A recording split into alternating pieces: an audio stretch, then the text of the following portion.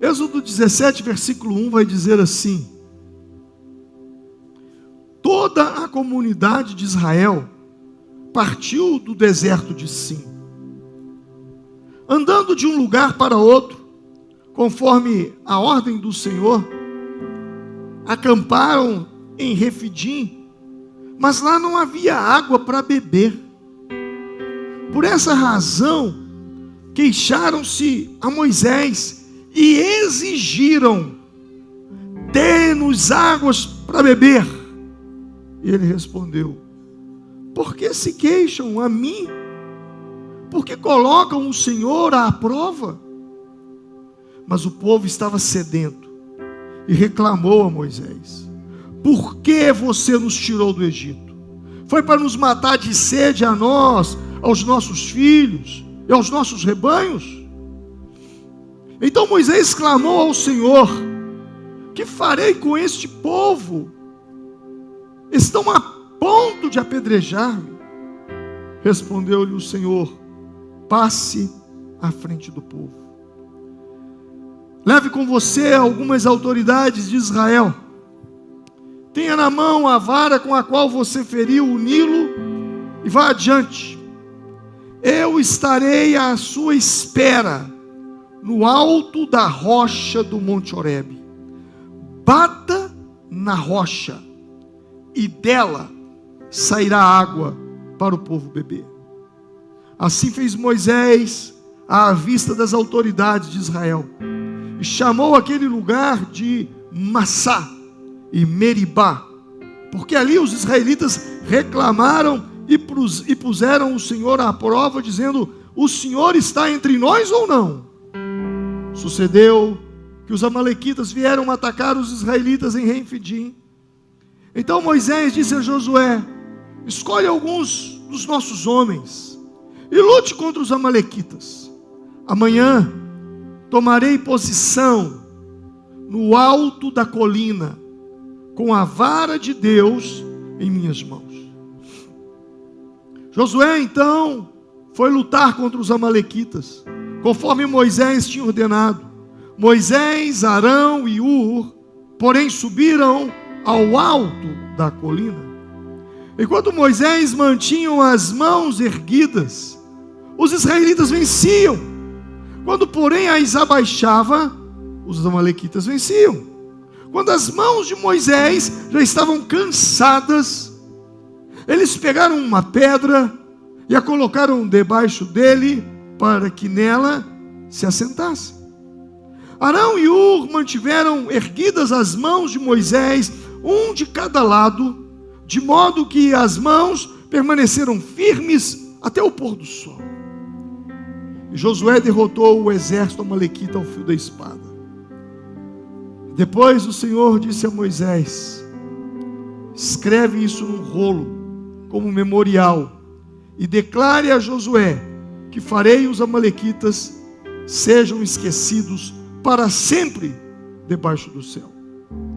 Moisés construiu um altar e chamou-lhe: o Senhor é a minha bandeira. Diga comigo: o Senhor é a minha bandeira. E jurou pelo trono do Senhor: o Senhor fará guerra contra os amalequitas de geração em geração. Pai, obrigado pela leitura da tua palavra. Eu oro para que o teu Espírito Santo acrescente favor sobre ela, e que as pessoas que aqui estão, as que estão em casa nos assistindo, que possam ser tocadas pela tua palavra nessa noite, em nome de Jesus. Todos digam amém.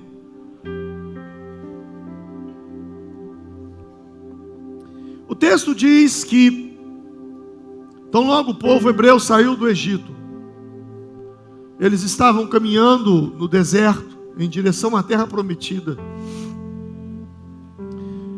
e eles tiveram sede, porque não havia água.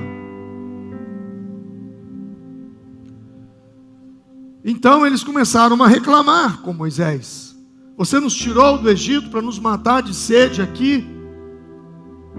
E Moisés então buscou a Deus, e Deus disse para ele: bata na rocha, passa adiante do povo, bata na rocha, e dela sairá água. E Moisés fez isso e a água saiu daquela rocha. Foi um milagre incrível.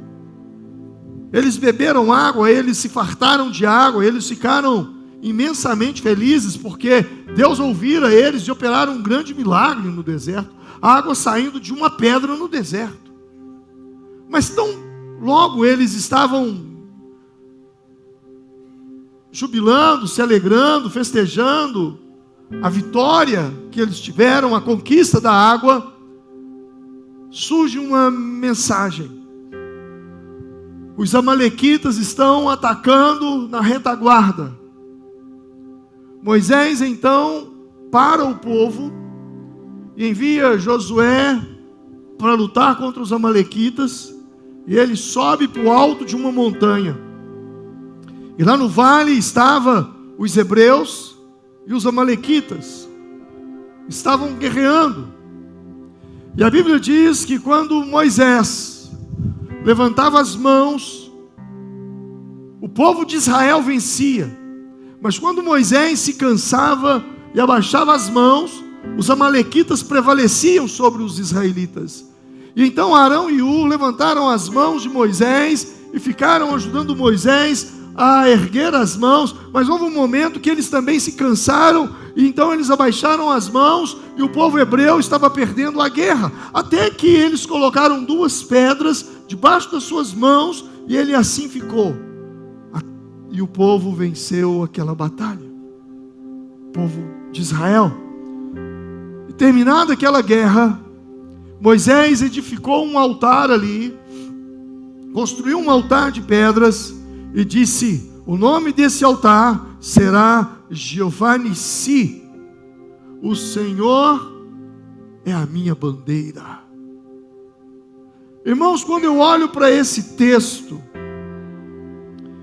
eu vejo você e eu vejo o povo de Deus, eu vejo a nossa caminhada, a nossa jornada, a nossa vida. Após uma grande vitória, após um grande milagre, vem uma grande batalha. Eles estavam celebrando um momento incrível de bênção, um momento incrível de cuidado, de provisão de Deus sobre eles. Imagine que grande milagre, saindo água da rocha, no meio do nada, no deserto, uma provisão incrível. Em nossa vida também é assim.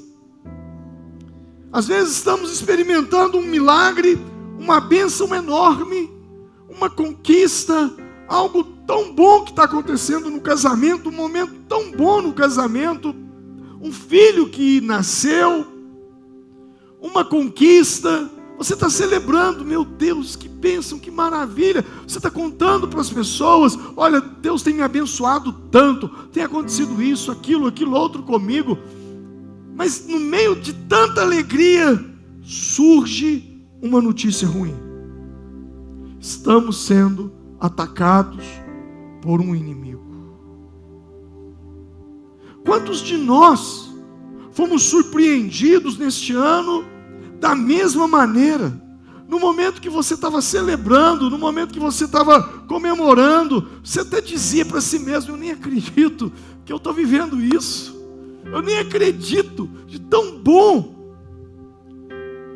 Você está celebrando um momento alegre e de repente, do nada, surge um desentendimento na família, vem um diagnóstico de uma enfermidade, uma perda repentina, e de repente nós somos surpreendidos por um ataque, e o nosso sorriso vai-se embora. Isso nos ensina que muitas vezes, nos momentos de maior vitória espiritual, são seguidos também de grandes e intensas batalhas.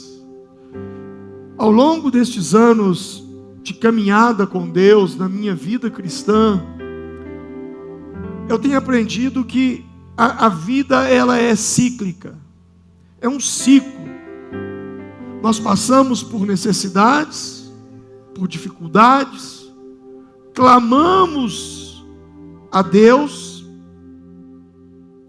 Deus nos responde, nos abençoa, sai água da rocha, da onde a gente menos imagina, vem uma provisão de Deus, e a gente fica super feliz com aquilo, e de repente vem um ataque do inimigo, nós nos prostramos, clamamos a Deus, Ele nos abençoa novamente, vem outro ataque do inimigo, é cíclico, é um ciclo.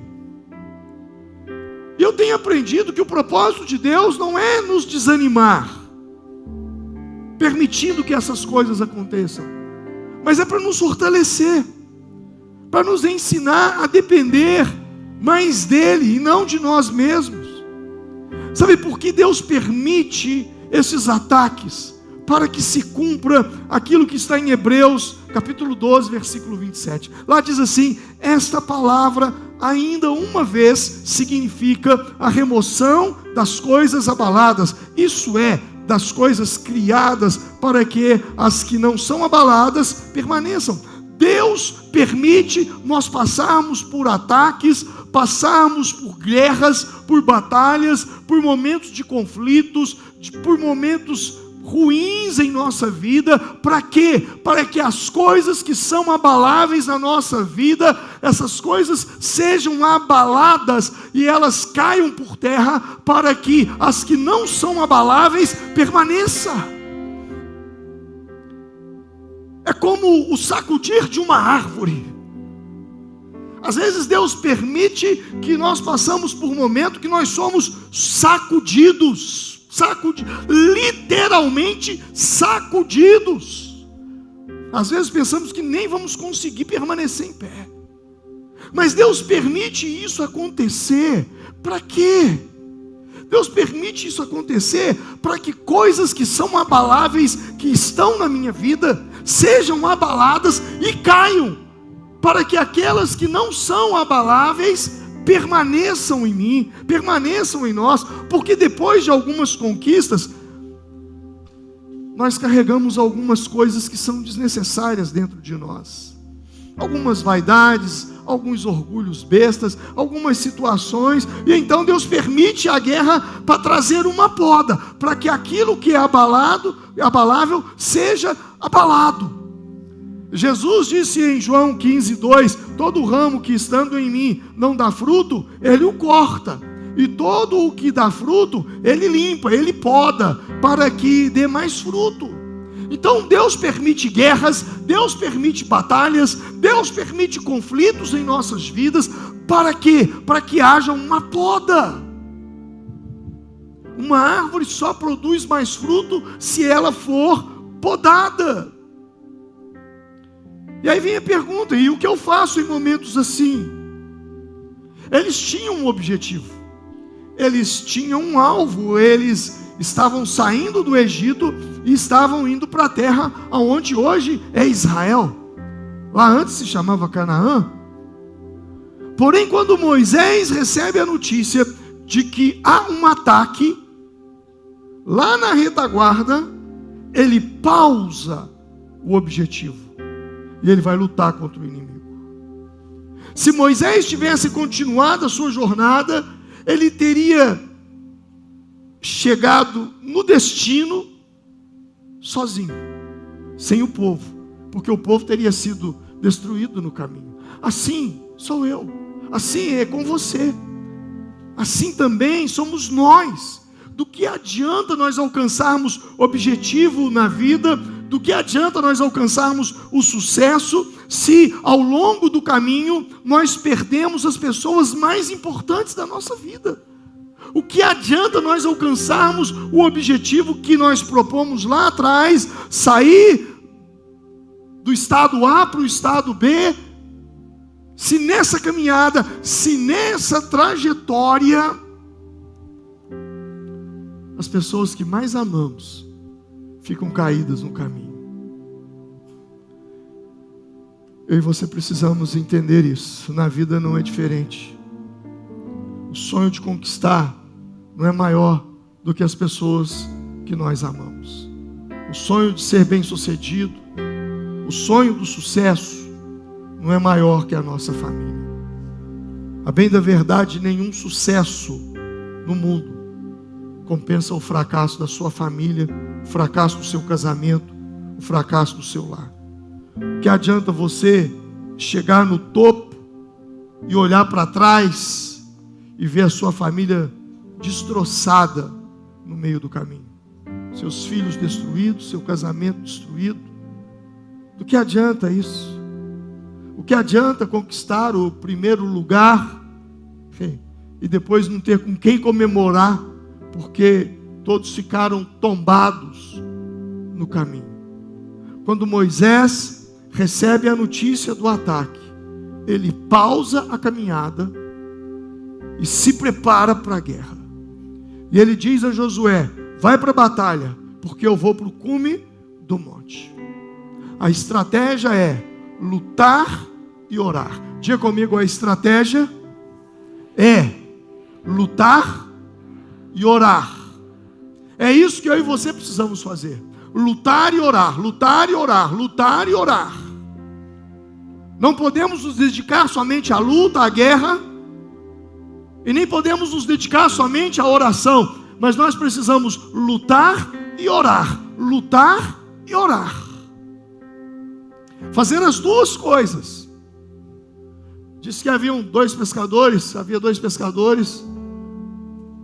e eles foram surpreendidos por uma grande tempestade, de tal maneira que as ondas batiam no barco, e parte de água estava caindo dentro do barco, e o barco estava se enchendo de água, e eles eram cristãos, eles eram crentes, e um virou para o outro e disse: o que a gente faz? A gente rema ou a gente ora? E o outro respondeu: a gente rema e a gente ora. Não é só sobre remar, não é só sobre orar, é sobre remar e orar, remar e orar. Haverá momentos que você terá que lutar, haverá momentos que você terá que ir para a guerra, mas você também terá que orar, você terá que buscar, porque a sua vitória não é na força do seu braço. A Bíblia diz no livro do profeta Zacarias: não por força, nem por poder, mas pelo Espírito do Senhor. E foi justamente isso que Moisés fez. Ele parou para orar, para lutar pelos seus. E lutar pelos seus significa, às vezes, a luta que você vai ter é de mudar de comportamento, para você conseguir segurar a sua família. Às vezes, lutar pelos seus é mudar seus comportamentos negativos. Às vezes, lutar pelos seus é se humilhar. É se humilhar. Todos querem ter a razão. E lutar pelos seus, às vezes, é não ter razão. É abrir mão da razão. Há um ditado no mundo que diz: ser feliz ou ter razão. E às vezes você precisa abrir mão da razão. Lutar pelos seus, às vezes, é se afastar de amigos, de pessoas que você acha que são seus amigos, mas que estão te afastando de Deus, estão te afastando da igreja. Não está sendo benéfico essa amizade. Então, às vezes, lutar pela sua família, lutar pelos seus, é deixar alguns grupos de WhatsApp que você participa. Jesus, em Mateus capítulo 5, verso 40, 41, ele diz: se alguém quiser te processar e tomar a tua túnica, dê-lhe também a tua capa. Se alguém quiser te obrigar a andar uma milha, ande com ele quantas? 2. Jesus está dizendo: olha, se alguém quiser tomar a sua capa, dá a túnica também. Ou melhor, se quiser tomar a tua túnica, dá a capa. Se alguém quiser te obrigar a andar uma milha, ande 2. Eu penso que, como cristãos, este é um ponto que muitas vezes nós negligenciamos.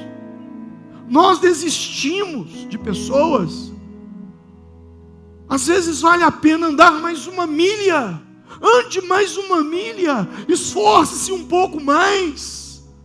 segure um pouco mais, aguente um pouco mais, seja um pouco mais resiliente.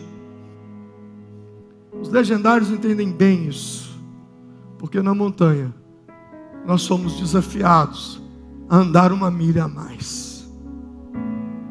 E esse desafio não é um desafio da montanha dos legendários, é um desafio do sermão da montanha.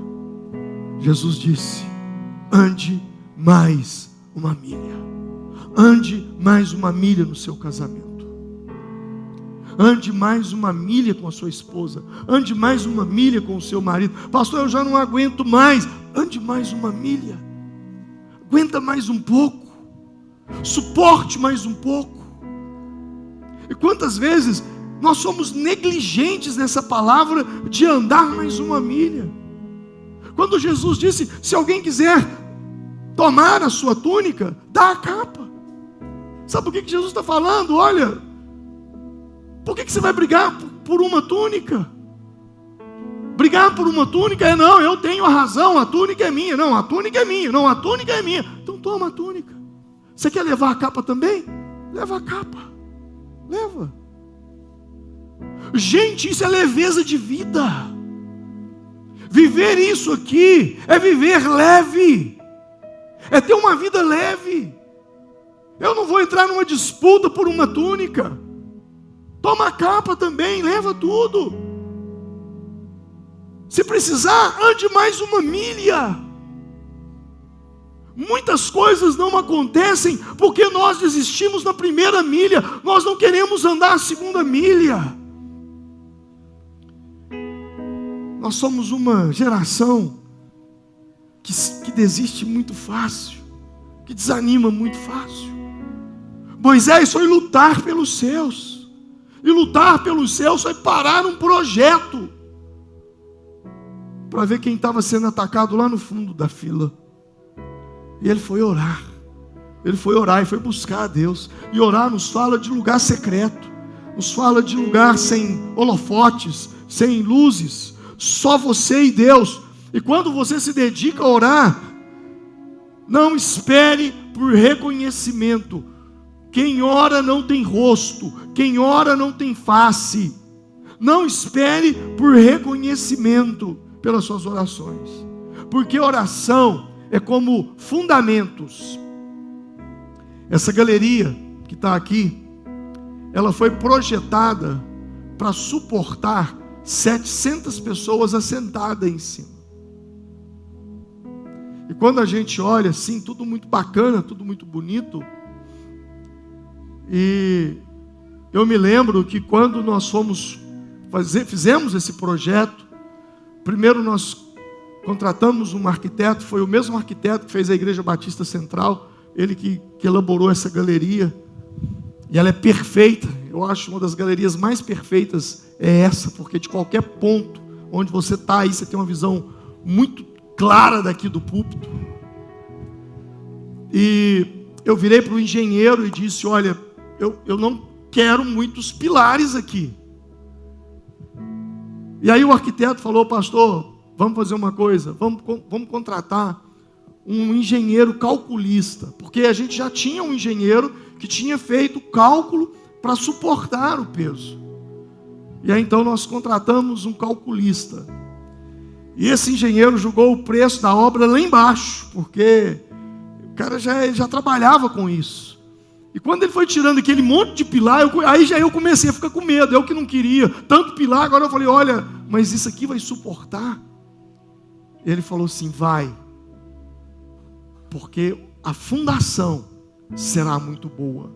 Nós tivemos que bater estacas, furar não sei quantos metros de profundidade tem isso aqui para baixo. Por que eu estou falando isso?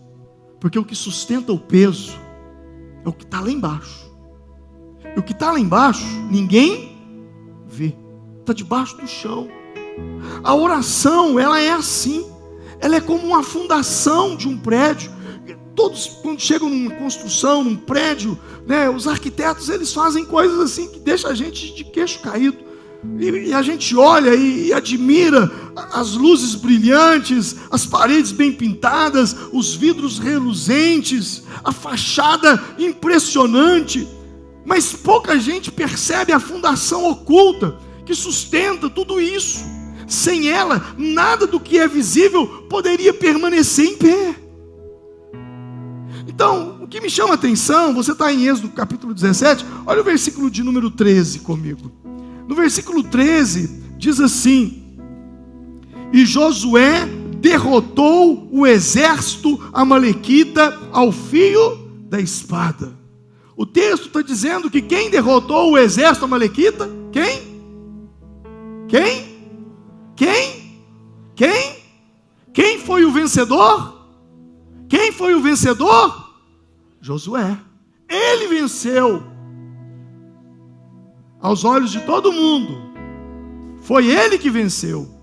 Mas o que pouca gente sabia é que Moisés, Arão e Hur estavam lá em cima de mãos levantadas. Isso só foi saber depois. Mãos erguidas. E quando ele cansava as mãos, Josué e o povo perdia. Quando ele levantava as mãos, Josué e o povo hebreu conquistava, vencia, avançava. É assim. A gente ora, mas quem ganha fama é outro. A vida é assim. Nós estamos vivendo ontem teve ontem também teve um culto de formatura dos meninos aqui, né? Da escola Crescer. Sexta-feira foi um culto de formatura de várias áreas, faculdades e tantos outros cursos. E é muito bacana a gente ver numa universidade, você receber aquele canudo ali, né? De formatura. Mas às vezes eu fico pensando, quando eu olho assim e falo, quem deveria estar recebendo aquele diploma ali, não é ele, é a mãe. É o pai, que aguentou ali atrás, no anonimato. Sabe, meu irmão, minha irmã, somos o que somos, porque alguém que não apareceu, investiu em nós. Até essa igreja. Eu falei que o ano que vem ela fará 25 anos.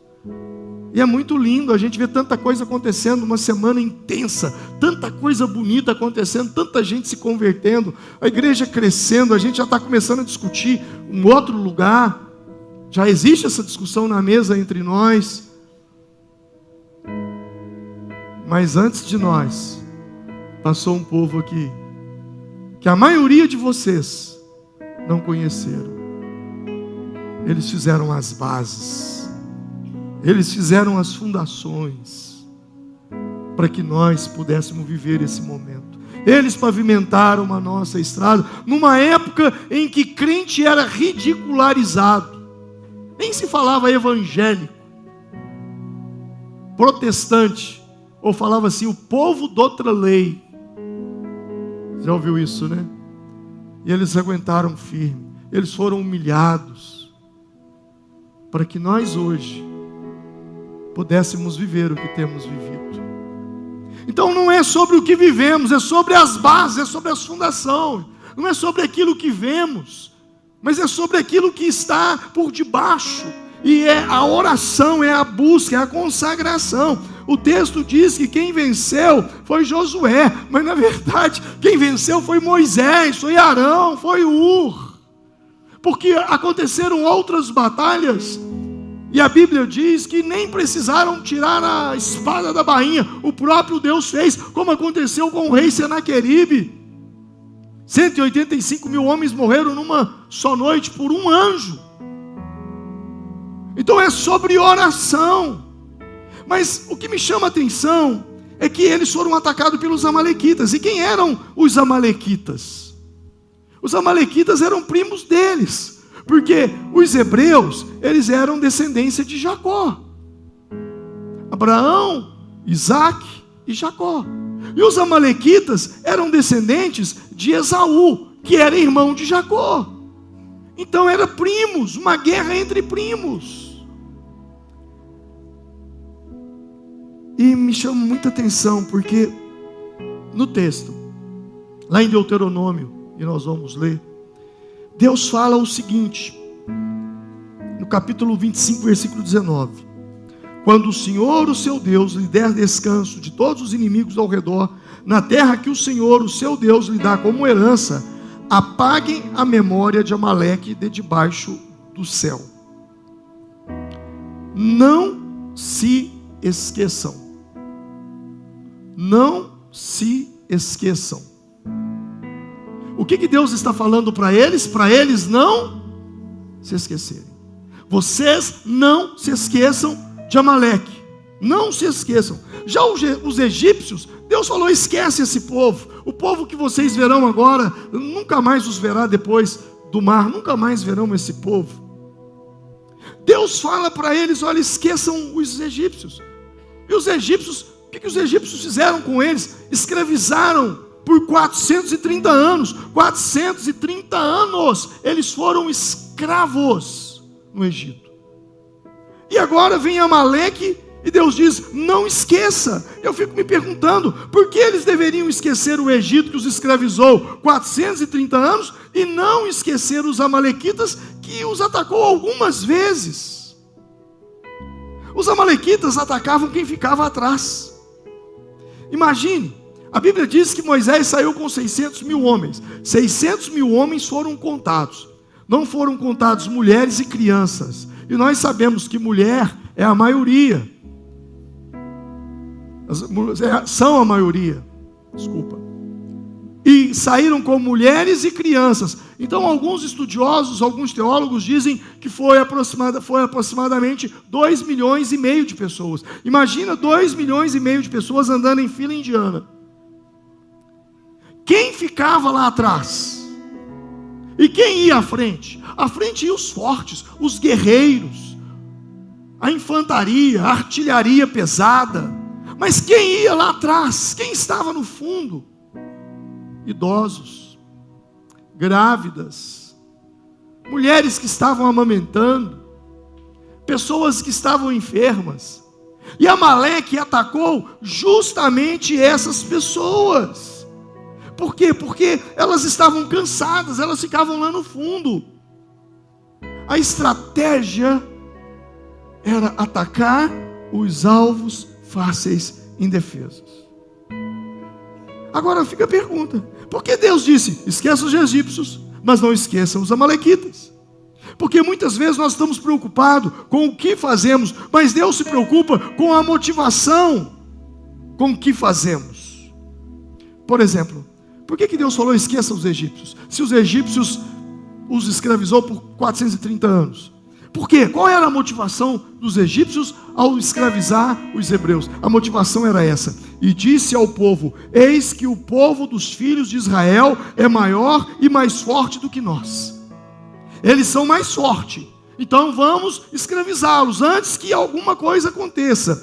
Eles são mais fortes, eles são fortes demais.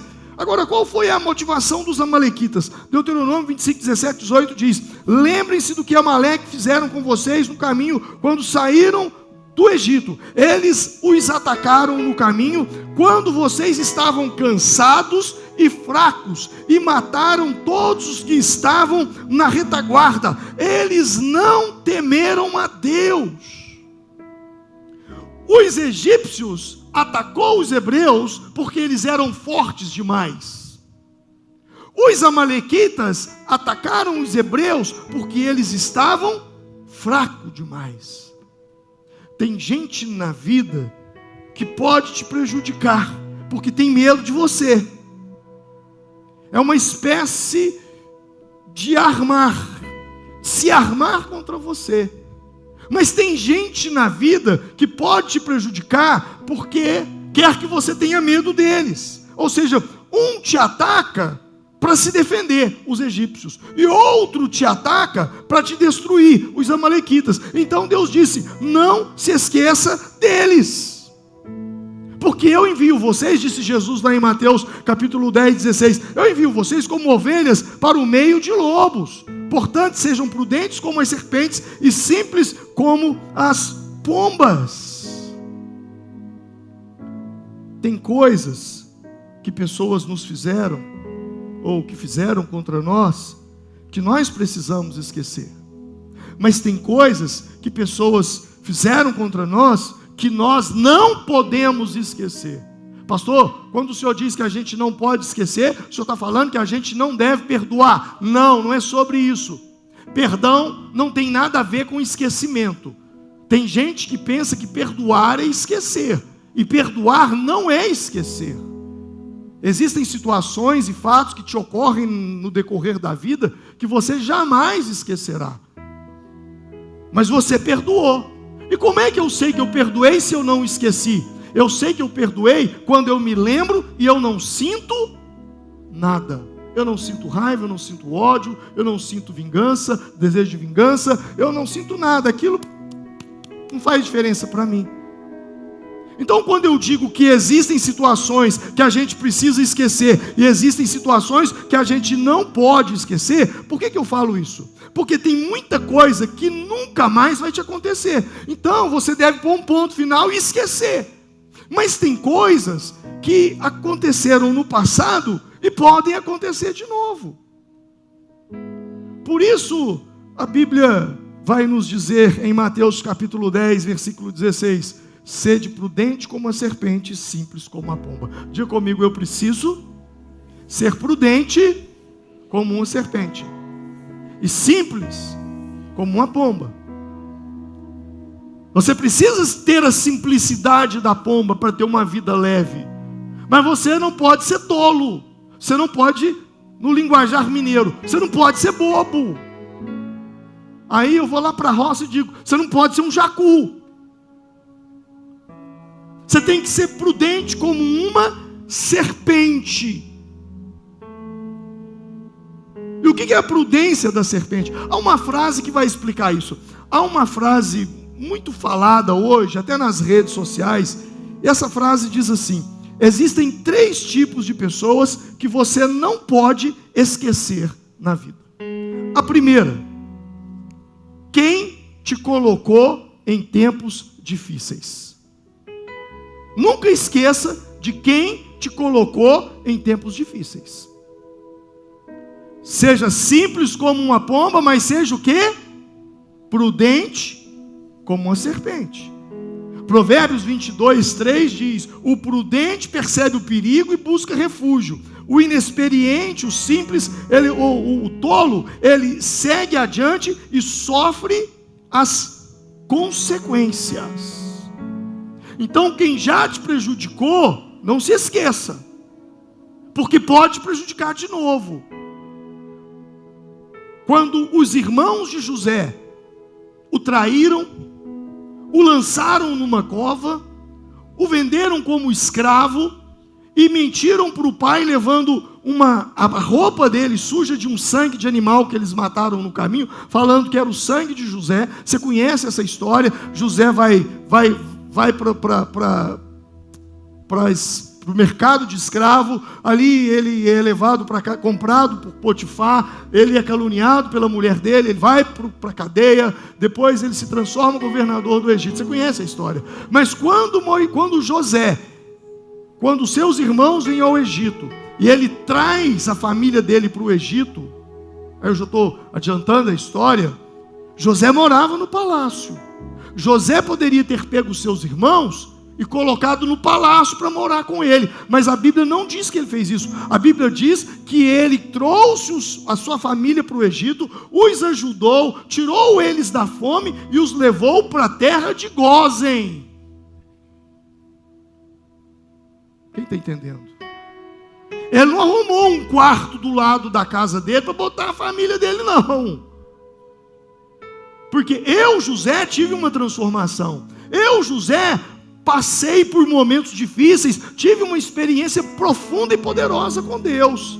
Agora, sei lá se os meus irmãos continuam do mesmo jeito, daqui a pouco eles vão aprontar com um faraó para me derrubar de novo. Então, seja simples como uma pomba, mas seja o quê? Prudente como uma serpente. É aquela história, olha, eu não te paguei não, não deu para te pagar não, mas eu vou comprar de novo, aí a hora que eu receber eu pago as 2. Depois, não deu para te pagar as 2 não, a hora que eu receber eu te pago as 4. de repente lá vai você, com uma pilha. Aí hoje é dia de falar do povo do comércio, né? Aí está você com uma pilha de notinha assim, ó, que não consegue receber, e os seus fornecedores te cobrando o tempo todo, e você indo à falência. Seja simples como pomba, mas prudente como serpente. 3 tipos de pessoa que você não pode esquecer. Quem te colocou em tempos difíceis? Quem te ajudou em tempos difíceis? O apóstolo Paulo agora na cadeia, na prisão, ele escreve, ali ele estava em Roma, ele escreve uma carta ao povo de Filipos, à igreja de Filipenses, e diz: agradeço ao meu Deus todas as vezes que eu me lembro de vocês, porque em todas as minhas orações em favor de vocês, sempre oro com alegria. Por quê? Porque esse povo ajudou Paulo no momento mais difícil da vida dele. Seja grato. Gratidão é não se esquecer de quem no momento que você mais precisou, te estendeu a mão. Então nunca esqueça dessas pessoas, e sempre esteja pronto para ajudá-las quando elas precisarem. E mesmo que elas não precisem, se ofereça. Isso é gratidão. Então, nunca se esqueça de quem te colocou em tempos difíceis, nunca se esqueça de quem te ajudou em tempos difíceis, e nunca se esqueça de quem te viu em tempos difíceis e não fez questão de te ajudar. Pastor, esses que me viram numa situação difícil poderiam ter me ajudado e não me ajudaram. O que eu faço com eles? A maior vingança que você pode cometer com uma pessoa é fazer o que Paulo disse aos Romanos no capítulo 12: a ninguém tornei mal por mal. Procurai as coisas honrosas diante de todos os homens, se possível, quando depender de você, de vós, tende paz com todas as pessoas. Se depender de você, tenha paz com todo mundo. Não vos vingueis, amados, mas dai lugar à ira, porque está escrito: a mim pertence a vingança, eu é quem recompensarei, diz o Senhor. Portanto, se o teu inimigo, aquele que te viu passar por dificuldade, poderia ter te ajudado, não te ajudou, tiver fome, o que você vai fazer com ele? Dá-lhe de comer. Se ele não te deu de comer, você dá a ele de comer. Se ele não te deu água quando você estava com sede, e agora ele está com sede, o que você vai fazer? Dá-lhe água de beber, porque fazendo isso, amontoará brasas vivas sobre a sua cabeça. A maior vingança é você fazer o bem, é você ajudar. A nossa vida, a nossa vitória, ela vem do Senhor. A nossa vida está no Senhor. Quando os soldados saíam para as guerras, é incrível, porque quando eles iam para as batalhas, e se você assistir filmes medievais ou filmes do antigo Império Romano, você vai ver que as cavalarias, né, ali tinha as legiões romanas, era a máquina de guerra mais mortal que havia na face da terra, e você vai ver que eles saíam para a guerra, mas eles levavam umas bandeiras grandes, eram os estandartes. E aí quando eles estavam no fronte da guerra, eles iam para o lugar mais alto, e lá eles cravavam uma bandeira, um estandarte. Esse estandarte, ele tinha algumas finalidades. Primeiro, era para orientação, porque quando saía-se para a guerra, e aí você está no fronte, lutando, dando espadada, tomando espadada, você fica desorientado, você perde o rumo. Então você vê a bandeira do seu país, da sua nação, opa, eu vim de lá. Então qualquer coisa, se eu precisar, eu volto para lá. Porque se eu precisar de refúgio, eu não sei para onde eu estou indo, vou me refugiar no meio dos meus inimigos, eles me matam. Então esse é um primeiro ponto. O segundo ponto é que isso simbolizava o poder do reino, o símbolo de força daquele reino. Então quando os amalequitas foram para a guerra, eles colocavam a bandeira deles lá no alto de uma montanha, do lado deles. Só que do outro lado, quando você olha para o lado dos hebreus, cadê a bandeira deles? Não tinha bandeira, mas tinha um homem levantando as suas mãos, um homem orando, e Deus deu a vitória para eles. Por isso que quando Moisés, capítulo 17, versículo 15, quando eles vencem a guerra, o que Moisés faz naquele lugar? Ele constrói um altar e diz o que? Jeová Nissi. O que ele fala com isso? O Senhor é a minha bandeira. Que você possa dizer: o Senhor é a minha bandeira, o Senhor é o meu norte, o Senhor é a minha orientação, o Senhor é a minha força, o Senhor é o meu poder, é o Senhor quem fortalece as minhas mãos, é o Senhor que me segura nos momentos difíceis, é o Senhor que me dá força para suportar as lutas, as guerras, as batalhas, é o Senhor. E quando eu vencer, eu direi: a minha vitória não é minha, é do Senhor, o Senhor é a minha bandeira. Aleluia! Se coloque de pé nesse momento. Isaías 59